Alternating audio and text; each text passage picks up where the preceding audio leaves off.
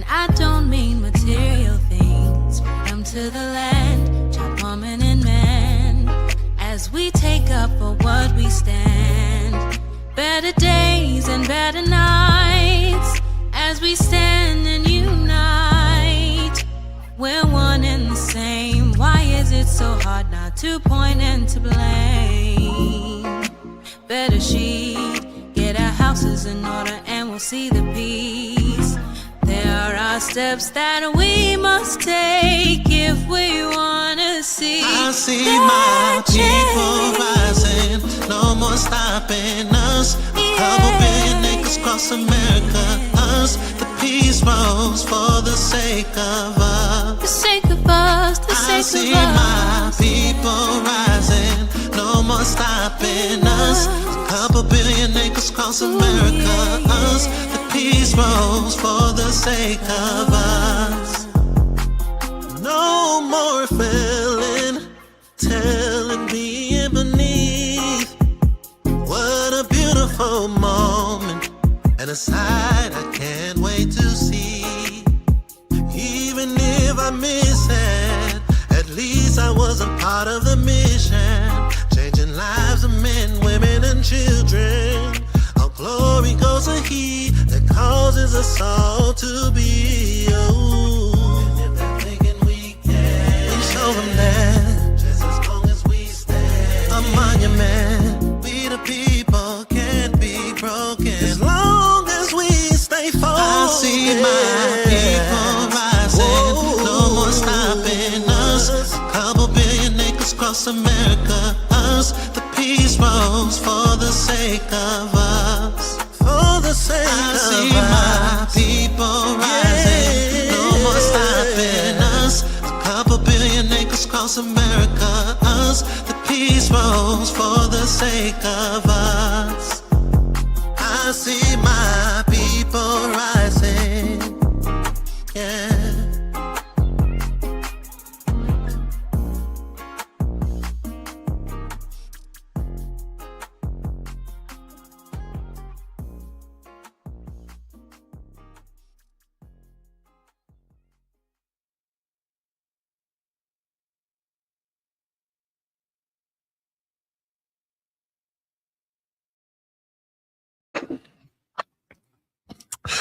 שלום, שלום, שלום לכולם. שמי נסיק הראשי שמה. אני מתפלל שהכל בסדר כמיום. I pray all is well with you all today. Welcome back, welcome back. Let me turn this off. It's a little bit of delay. But this is part 2. This is part 2. We're not called to walk alone. I did a brief opening on this topic maybe around 3 hours ago. I told you all I was going to take off and come right back. I had to go support my Isha. My Isha was on a panel for Sisters Talk with Shomri Habrit. And powerful discussion. Shalom, shalom. Peace to you, Chris. Hope all is well with you, man. It's been a while. Been a while, but a long time. But again, you all, make sure you subscribe if you haven't. If you're watching this back, make sure that you subscribe. Make sure that you share. We're about to go into part 2. I'm gonna do a brief overview, a really quick brief overview. We was in Exodus 18, and we saw a few different things, right? A lot of us as Bnei Yisrael, a lot of us are what people call individualites. And the whole purpose of me bringing this out, one, because we won't be having service tomorrow, so I wanted to make sure I come on and bring something out for you all. On every third Shabbat, for those that keep Yom Shabbat on Saturday, we go out and we feed the less fortunate, right? Those that are in need and things of that nature, go out and build with them. But we do our service on the first Shabbat, second, and the fourth Shabbat. But I wanted to bring this out. All right, so when you think of most of us, we're moving in this direction that's been in Yisrael. We are finding out who we are. We are kind of just winging it, right? We have a disdain when it comes to leadership. We have a disdain when it comes to elders. Only when it benefits us is when we acknowledge it. When it doesn't benefit us, it's when we don't acknowledge it. We tend to say, as one of the elders who was on in the first part has said, that, or someone had posted that, we don't all have it. And the problem I have with that, is we're encouraging those that are new to this to say, well, shoot, if we all don't have it, if not one person knows it all, then, what am I listening to you for? And that's causing us to continue to go down the path of being out of sync with the Supreme King. It's causing us to go totally against the scriptures. A lot of us believe, well, I have the Spirit, right? I have the Spirit. The Spirit is with me, but the Spirit is not with anyone who isn't obedient to thus says the Most High. And I know that seems harsh, but if we're going to read this scripture, if we're going to read our history, if we're going to read our literature, we can't read it like a fairy tale. We can't read it like we're putting together a table or putting together a chair, and it's like, okay, I don't want to follow the rest of these directions. I'm going to do what I want to do to put it together. And then down the line, that chair breaks because you missed the key pieces to hold it together. I know that's a overarching example, but it's still the truth, right? So let's go. Let's do a quick overview. I'm just going to read a few scriptures in Exodus. This is the first part, Exodus 18, and this is the first part. We were only supposed to read 21 to 24, but we started at 14. So what I'm going to do is I'm going to read through. I'm not going to go because I spent like 20 minutes just on those 6 verses because it was a lot to tackle from it, right? So Ezekiel 14 or Exodus 14, my bad, we was in Ezekiel last Shabbat. Exodus or Shemot 14, it says, now when Moshe, father-in-law, saw all that he was doing for the people, he said, what is this thing that you are doing for the people? Why do you alone sit as a judge? And all the people stand before you from morning until evening. This is a whole lesson by itself. We have people, we have organizations to where there are leaders within their Knesset or within their Knesset, right? And they're the only person in charge. When we think of leaders feel a lot of times that they are the only ones. There's no one that can lead with them. Only the men supposed to be present. The women are supposed to shut up, right? Because of certain passages that bring that portion out. We don't understand that it's a balance. Right? As I stated earlier, you had Moshe, Aharon or Aaron, and Miriam. You had Moshe, you had Aharon or Aaron, and Miriam. Miriam was a prophetess. I'm not going to go too long on that part. You got to go back to the first part. So we had an example of a woman president. We had an example with Deborah, but I'm not going to teach it the way that most people teach it because Deborah was not by herself. It was always a man present whenever there was a woman present. In our history, if we had a woman present or the narrative was pushing and pointing at the woman, for all you women out there and men that use this, there was always a man present. That's balance. The Most High said a false balance is about, well, the inspiration that was given to the author said that the false balance is an abomination to the Supreme King.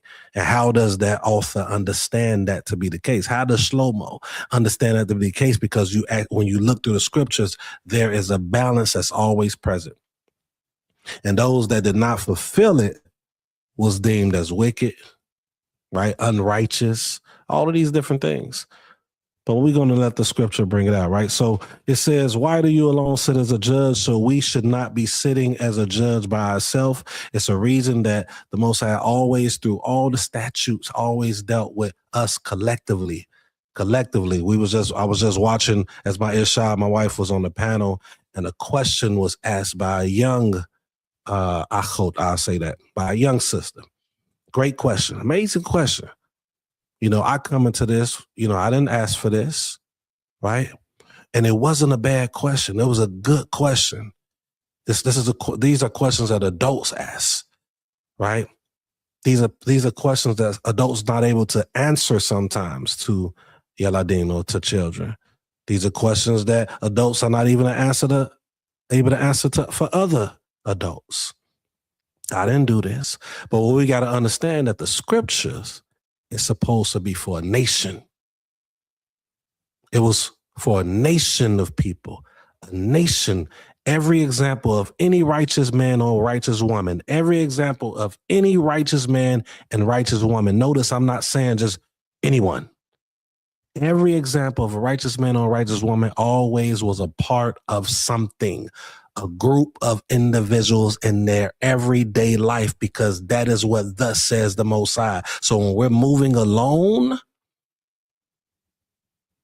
it could be because we are at a different level of, as my Isha was talking about on the panel, maturity. Our maturity is not there. We could be grown. We could have homes. We could have cars. We could have all of that. But when it comes to being Bnei Israel, when it comes to being a servant of Yah, because everyone's not a servant of the Most High. The nation of Israel is supposed to be a servant because we're supposed to be under the supreme king, but everyone individually is not a servant. Our maturity is not there, which is, or hence why we're moving in 2026 alone. We think because we have a little knowledge or a lot of knowledge that we are fulfilling what it is the supreme king has instructed us to do. Everywhere, in every exilic period, he always told us to come together.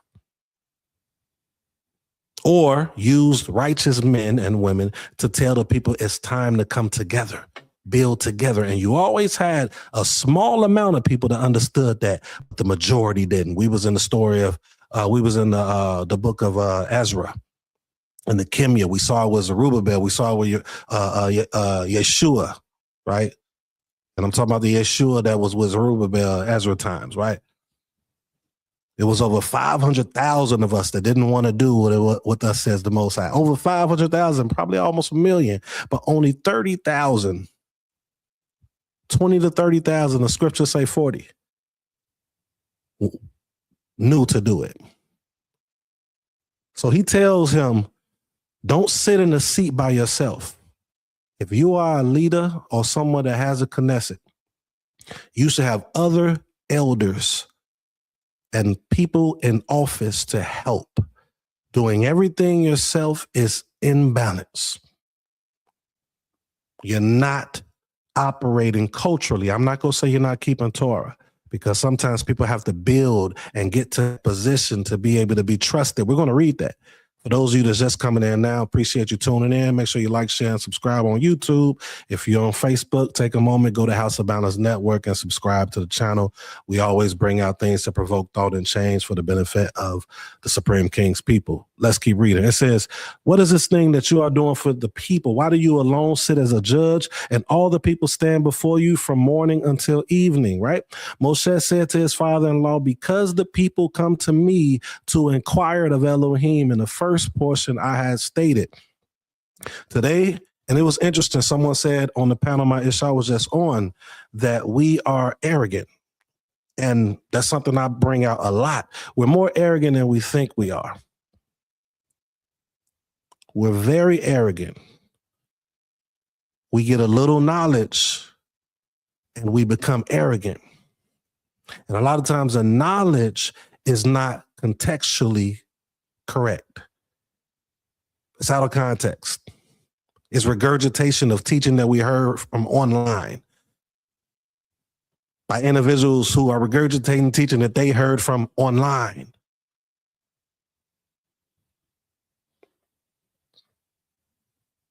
It says that because the people come to me to inquire of Elohim, Moshe was not only Lewi, but he was also a prophet. And inquiring of the Supreme King all the time, not most times, but all the time that we can read, was going to a man or woman of the Most High, Supreme King. Most times a prophet. That's inquiring. Today, everyone just feels that we can pray. But the scripture said the Most High don't hear the prayers of the wicked or the unrighteous. And we read that, and we read it as a fairy tale. We look at this scripture and we say, hey, we are the children of Israel. Matter of fact, I've been reading this and you all have not been seeing it. Forgive me. But We say, oh, we're the children of Israel, so this is not talking about us. Well, when you read the scriptures in context, it is talking about us. We was being wicked, wasn't listening, disobedient to the Supreme King. That was talking about us. So if we're not in alignment and obedience, if we're not focusing on the statutes, I talk about that a lot, then how are we actually being what we claim to be or think ourselves of being? That's righteous. And there are people that are righteous today. There are people that maybe even Tom or Tamim will blame us today. That's not for us to know. That's for the Supreme King to know. How's he hearing us? All right. So let me pull this up so you all can see it. I did not know that you all could not see it. Normally I got my Ishai here with me. All right. So Moshe said to his father-in-law, because the people came to me to inquire of Elohim, right? So he was a prophet as well, right? When they have a dispute, it comes to me and I judge between someone and his neighbor and make known the statutes of Elohim and his laws. Why isn't statutes mentioned a lot in our community? We say, oh, you got to keep the commandments, the laws, the ordinances, mostly commandments. Why isn't statutes harped on? Why isn't it brought out across the board for our community?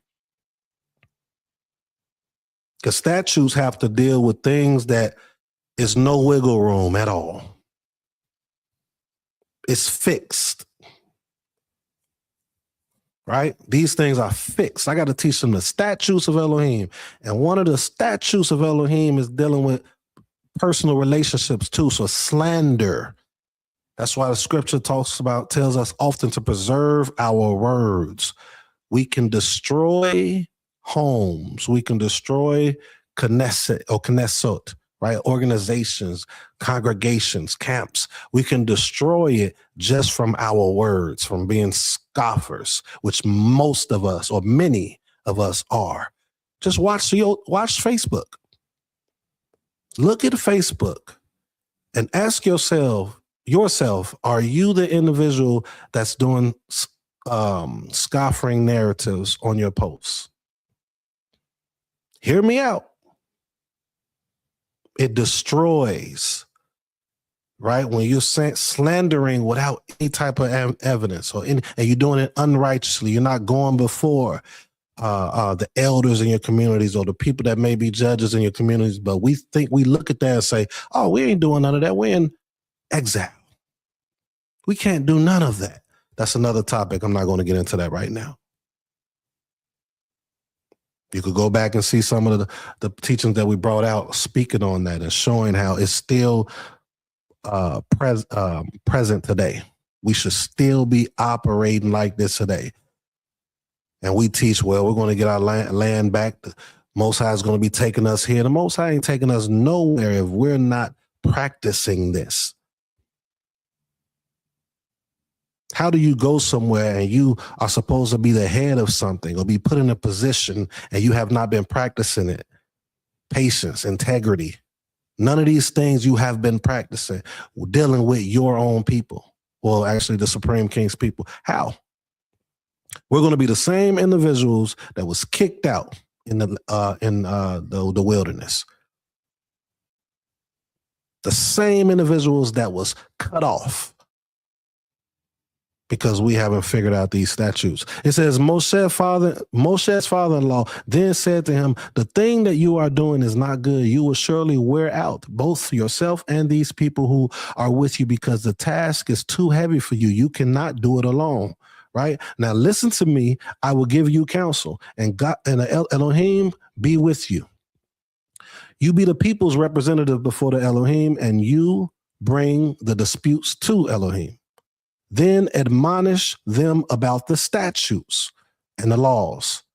Start studying up on the statutes, you all, and make known to them the way in which they are to walk and the work they are to do. So we're about to read something right after this part, but notice he says, admonish them about the statutes and the laws. These are people that knew about the Supreme King in some capacity, just like us today. They knew about it, the Supreme King in some capacity. Some of them was elders. But he still said, admonish them about the statutes and the laws, and make known to them the way in which they are to walk. Why am I using that? Why am I harping on it? Because a lot of us have a little bit of knowledge, but we still need to be made known to us the way in which we are to walk. I don't need that. I got the Spirit. I bet you they thought they had the Spirit too. Hence why a lot of them was at Moshe like that. And we saw the outcome through the Supreme King, right? That he did not appreciate at all how they were thinking, how they were moving. Hence why they got sent Moshe, Aharon, Miriam. I said some things in part 1 about Aaron and Miriam. I'm not going to go over that right now, right? But it says in which they are to walk and the work they are to do. So there's some work that needs to be done, right? When you're coming out of captivity. A lot of us say we're in captivity today, right? Captivity. I say exile mainly.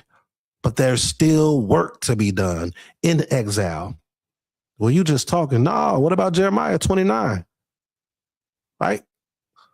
Captivity, exile, but it was still work. Build ye houses, network. Marry your children one another. But most of us, you know what we're doing? We allowing our children to marry those that's outside of this path.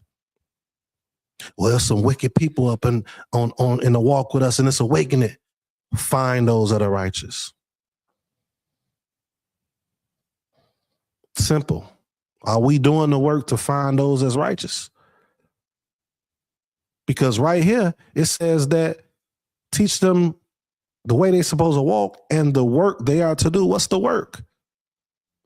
The work is just to be at home by yourself, teach your children. That's the work. Just teach them. But we're not putting them in a place to learn with others and build with others. So what work are they really doing? We're teaching them to be individualites. Furthermore, you shall select out of the people able men who fear Elohim. So wait a minute. It's people among the people who do not really fear the Most High. In this time, that's what he said. He said, choose out of the people able men. So they have to be these type of men that have shown their worth and shown their work. Able, who fear Elohim. So everyone don't fear him. A lot of us say we fear the Supreme King, but many of us don't. We can tell by our conduct. We can tell by how we move when no one's watching us. And it's not too late for us to shift and change that. It's not too late for us to change our conduct. It's not too late for us to act the part, be the part that we claim when no one's watching us. We still need this today. The able men and women today still need to be present to counter what's being pushed in our community right now. The same thing that we are saying and others are saying is the same thing that they were saying here. The same thing that Jeremiah was saying. The same thing that Ezra was saying. The same thing in every moment. We are battling and combating many of our people, especially those that claim to be awakened right now, that are pushing horrible narratives of no accountability, showcasing that we don't need to be accountable, and showing us that we're called to walk alone right now. Look, hey, we're in exile. We can't do none of that stuff. All of these are excuses to be disobedient. Well, we can't sacrifice. Most I want obedience more than sacrifice. Why not just be obedient? We can't sacrifice. Okay, cool. Why not just be obedient then? Why not stop slandering? Why not stop looking at another man's wife and wanting her? Why not stop these things? Or why not work towards correcting them? You know why? You can't work towards correcting them if no one's there to help you. You can't work towards correcting them if you're not willing to be corrected. Many of us can't correct ourselves. We're not faithful enough. Our literature tells us that all the time, over and over. Be faithful, consistent, sincere. Let's keep reading. So he says, select out of all the able men who fear Elohim, men of truth. So that means it's men and women that's within this awakening that we call it, that are not truthful. Those who hate dishonest gain. That means there are people amongst us that love dishonest gain. It won't say this if it wasn't true. And we have to read this stuff and wonder when we read it, is this us? Are we opposite of what it's saying right here? Once we start doing that, then we may help those that we're around because they're going to see you. Or you're going to push them away, which is good. Because we want individuals around us that's going to help build what it is the Supreme King said for us to do. But if we're continuing to be around those that don't want to do it, that's trying to influence you not to do it, then we're going to continue to fail. All right. It says, and you shall place these over them as leaders of thousands, of hundreds, of fifties, of tens. Well, you know what? While we reading this was in Moshe time. We ain't supposed to do none of that. But when you keep reading over and over through every period, you see them saying the same thing. The same thing. Every area that we was a part of, every generation, these same things was being said to us. We're comfortable. It says, let them judge the people at all times. Nobody could judge me. Can't judge me. But you at a job where your supervisor judging you. You everywhere else where someone is judging, you're okay with that. But what you don't want to be judged, what we don't want to be judged at is our conduct that's outside of money. And this is the most important area, how you are outside of money. That's the true you. But money and all this stuff, it's like a mask.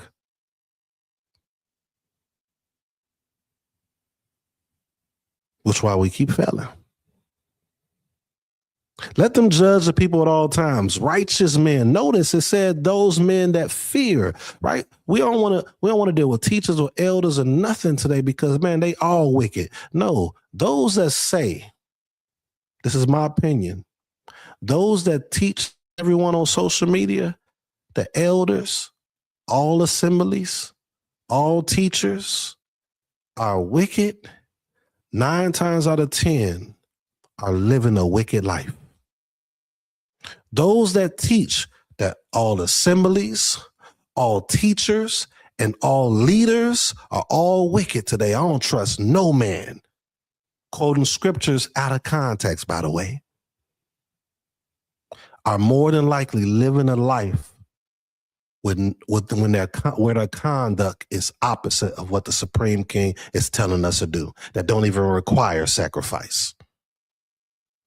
Be careful who you hear say these things. Ask them, can you follow them around for a whole 3 to 6 months? I know that's unrealistic, but you'll see exactly how they're living their life. If they're teaching this, if anyone is teaching against what the Supreme King is teaching, which is really in our culture, in the righteous part of our culture, telling us how to live, if they're teaching opposite of that, I'm not even talking about the sacrifices. I'm talking about the things that should be simple. But it's not.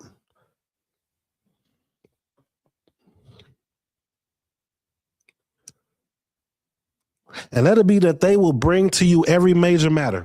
but they will judge every minor matter themselves. So it will be easier for you, right? Easier for you. This is important. And they will carry the burden with you. A lot of us are going through a lot of things in our lives, not telling anybody, financial problems, all these different things. But the Supreme King has put a system in place for that burden to be lifted from us. And that requires us to assemble together. That requires us to form our own economic system. That requires us to do these things. I'm not even going to go into tithing. I'm not even going to go into offering. Oh, that's Christian. No, that's not. That is us. That was supposed to sustain us as communities. Kahalim, right? Kahal, assemblies, tribes. This was supposed to help the poor, right? The widows, the fatherless, but we don't care about that today. We claim that we're Israel, but we don't care about fatherless. We don't care about widows. We don't care about nobody poor. And I'm not talking about just random poor people out on the roads or all across the cities that you have no covenant with. That's another topic right there. We're not understanding covenants at all. But I don't expect everyone to understand. I pray that we do. I pray that the Most High opens our mind up. It says, if you do this thing and Elohim so commands you, then you will be able to endure. And all these people also will go to their places in peace, right? Because now you establish these things. You establish these leaders, these men over thousands, over all these, just to open up the door, to bring more peace to you. And it brings more peace to them now. Because 10 people not waiting to get their answer. And that's why I say today, a lot of us are so arrogant. How do they think and believe they need to ask someone, but we don't believe we do? Because the Spirit.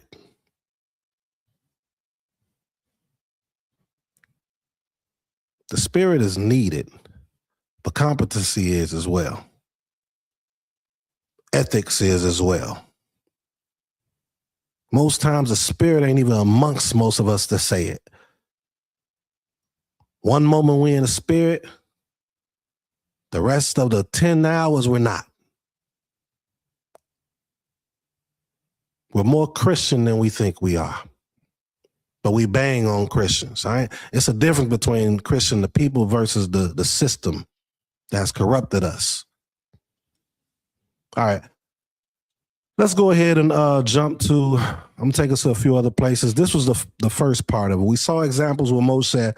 We saw that Moshe was actually instructed and told that he can't do it alone. So we have this great leader of ours, right, that the Supreme King clearly was there for, used, still was told that he should not move alone, that he should have people there to help them. This is a message to those that are leaders out there to try to do it themselves. But this is a great example for those of us that's not in office, those of you that are not in the office, right? You have to move with someone. And if you don't want to hear my words, whatever righteous man of old or woman confirms exactly what I'm saying. You won't see nobody that you look up to in the scriptures that it has not told you or showed you to move with people outside of your actual family, outside of your actual wife and husband and children. You won't see anyone telling you to do opposite of that. So why are you? Why do you honestly believe that? Is it a sincere belief, or is it a little bit or majority of it you don't want to be held accountable? Accountability brings you closer to the Supreme King. Why? Because you're more obedient. All right, so let's go ahead and go to, so we did Exodus 18. Let's go to Deuteronomy 1. And we're going to do Deuteronomy or Deuteronomy 1 and 13.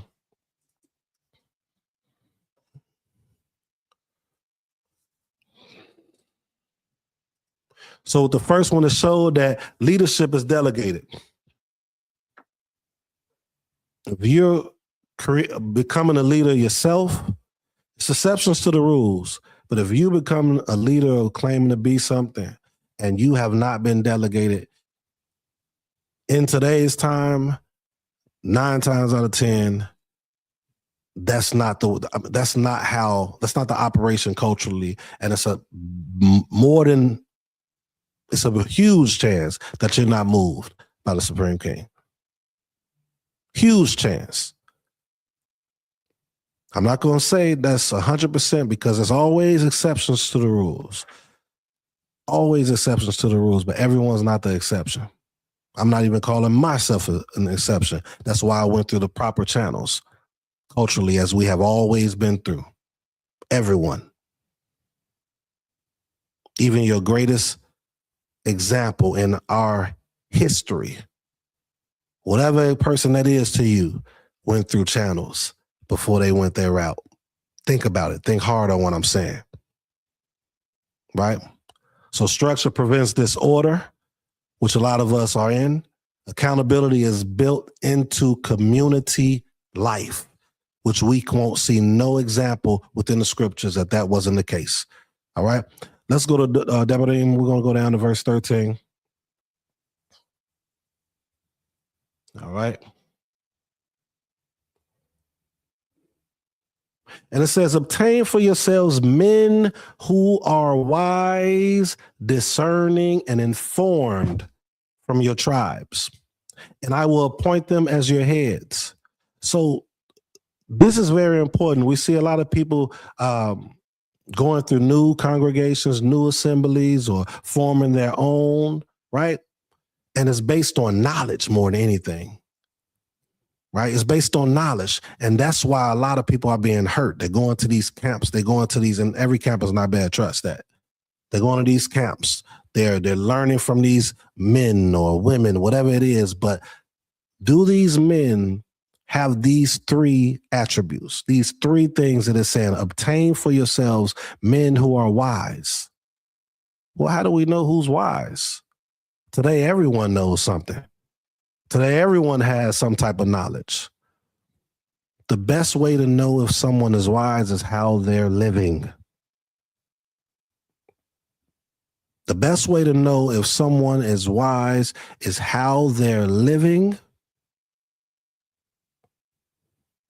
in comparison to the scriptures of thus says the Most High. Their ethics and their competency. Competency is a hard one to really grasp because many of us don't know on these different subjects what's true or what's not. Many of us are being taught by people that's not even equipped to teach the matter or the subject. Many of us are learning from people that are just regurgitating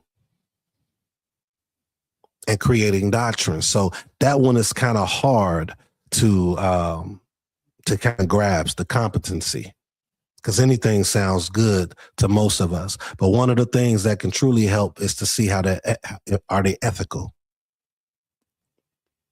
How are they when they speak? I'm not talking about sounding good. I'm talking about when they speak about other people who are of the Supreme King, right?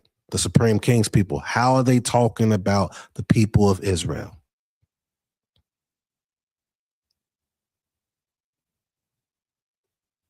Most of us are following people on social media, so I'm going to point at the social media aspect. How are they posting?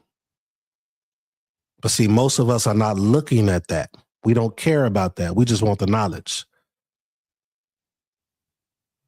We're not caring about the most important thing, one of the most important things as it pertains to us as a people, and that's our words, preserving our words for the sake of our nation.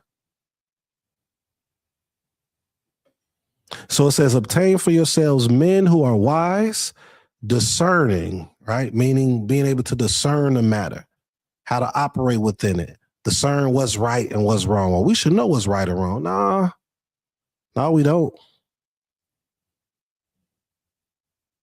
Not like we think. And informed. How informed are we? Right? And it says, and you answered me and said, the thing which you have said to do is good. So I took the heads of your tribes, wise and informed men, and appointed them as heads over you, commanders of thousands, hundreds, fifties, and tens. We just read this, right? And officers for you, your tribes. Then I order your judges at that time, saying, hear the cases between your fellow countrymen and judge righteously. This is the part right here. And this is the part that all you who was just here should have stayed on. This is the part, judging righteously. What does that entail? How do you judge righteously? We speak on that word so much, but how do we judge righteously? It's become a coin, or just a coin that we have phrased. And this is why we're so broken as a people. We're so broken as B'nai Israel, because we don't understand what righteousness is. So it says, and judge righteously between a person and his fellow countryman or the stranger who is with him. You are not to show partiality in judgment. You should hear the small and the great alike. You are not to be afraid of any person, for the judgment is Elohim's. The case that is too difficult for you, you should bring to me, and I will hear it. This part is very important, showing partiality in judgment.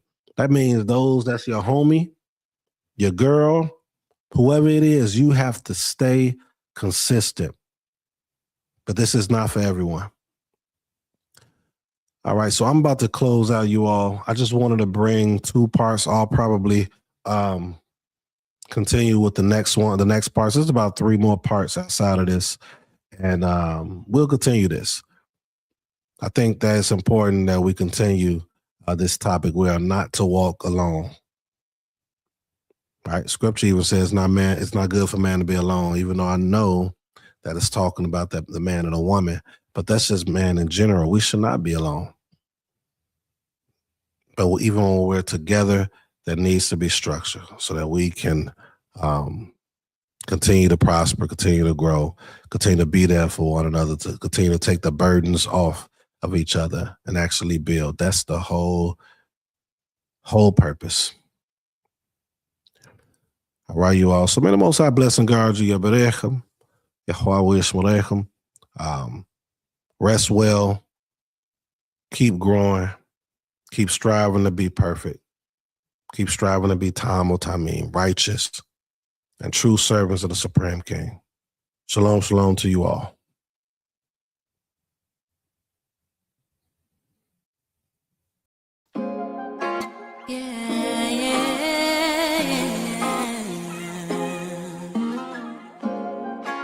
I'm ready, I'm ready, I'm ready.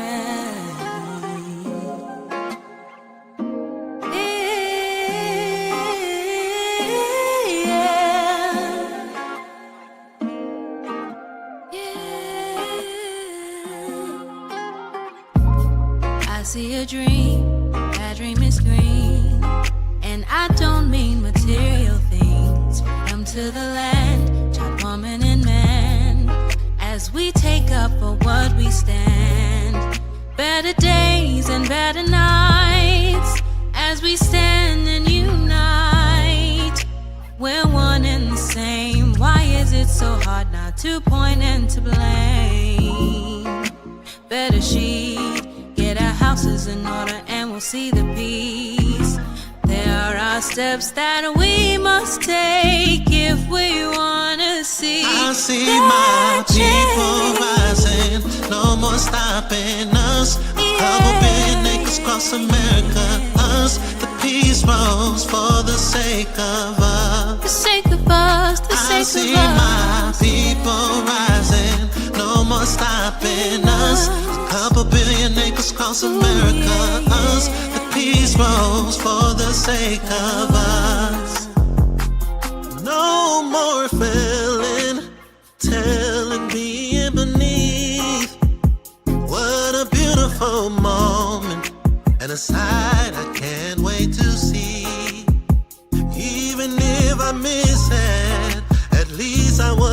part of the mission, changing lives of men, women, and children. Our glory goes to He that causes us all to be. Oh, and if they're thinking we can, we show them that just as long as we stand, a monument. We the people can't be broken as long as we stay focused. I see my people rising, no more stopping us. A couple billion acres across America, us. The peace rose for the sake of us. For the sake I see my people rising, no more stopping us. A couple billion acres across America, us. The peace rose for the sake of us. I see my people rising, yeah.